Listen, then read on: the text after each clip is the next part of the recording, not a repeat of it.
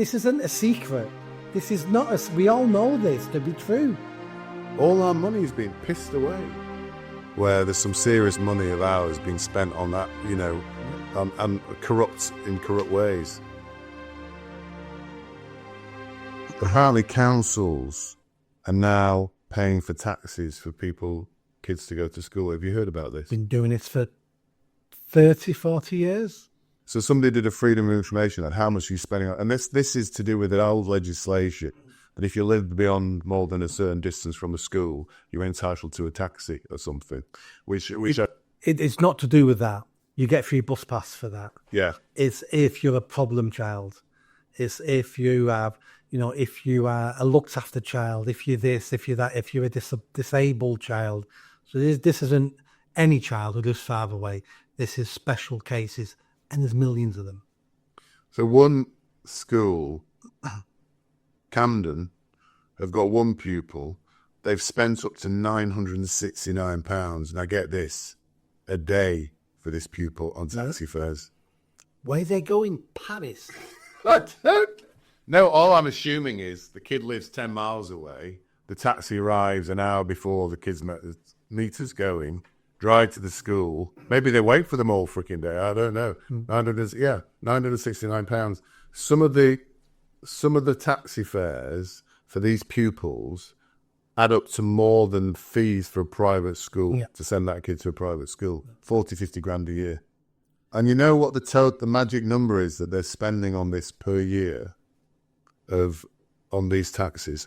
1.6 billion a year. So the winter fuel allowance again. The winter fuel, our magic number. Yeah. So we're paying, I mean, are people aware of this massive spending? Yeah, it's a lot sleazier than you imagine.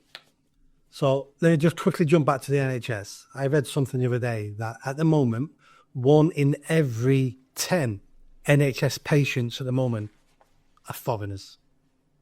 Well, yeah. 10% of all NHS patients are foreigners. Wow. Let's talk about this. So, and they're not paying anything, No. which they should be doing. Yeah. The foreigners. Taxis to schools. So again, it's one of those projects that started with the best intentions. Your child's disabled or has mental health issues, can't go on a bus to school. It's going to ruin their education. The council have got a duty of care for your education. We're going to pay for a taxi to take you to school. And there's a plethora of reasons why you can get a taxi. You know, you've just been made homeless. The council have now moved you 20 miles away.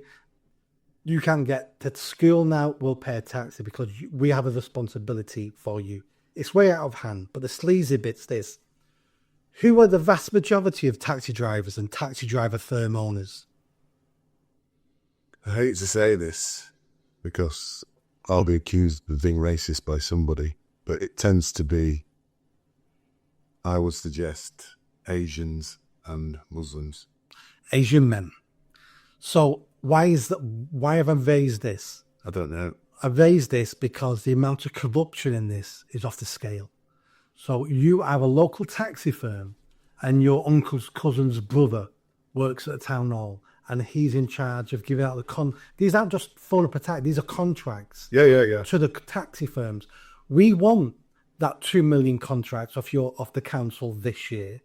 There was a case of one of the senior politicians at a council sharing an office with the person who owned the local taxi firm who was getting the multi-million-pound contracts.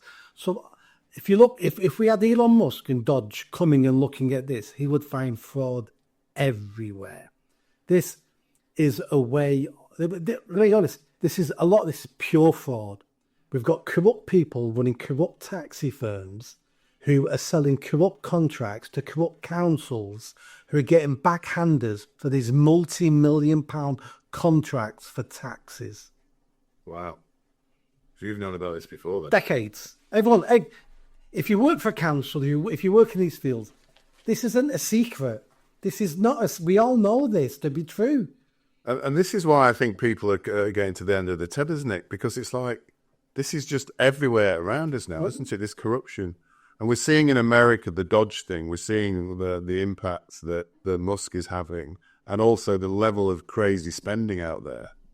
But it's happening here even worse, I think. All our money is being pissed away. Let me give you the two examples I've said to you before, but if I don't remember, because it's been a year now. When I worked at the council, we spent £15,000 in East Manchester on a tightrope walking course. It was over something like 6 weeks. Tight ropes, like in circus, but only 6 inches off the floor. And it was for unemployed people to give them something fun to do to get him off the settee, out of the house. And they were hoping at the end of the course they might go get a job. Not tightrope walking, but they might have got used to getting out of the house. It cost 15 grand. And I remember at the end of the course, I had nothing to do with the course, by the way, but it was in my shared office. The big boss of our department came in, made the woman who ran it stand up, started clapping and told everybody the course was a huge success. Out of 15 people who signed up for it, she got 6 to complete the course. £15,000. A grand a person. Yeah. Did any of them get a job? We don't know. We never followed up. We didn't care. So, and that's just what I saw in my office. Yeah. And I've got story after story. That is kind of, just stupidity and whatever. 15 grand, and I know 15 grand is that. But 1.6 billion in taxes. There's some serious shit happening, isn't there? Where there's some serious money of ours being spent on that, and corrupt ways. And how the hell do we get to the bottom of it?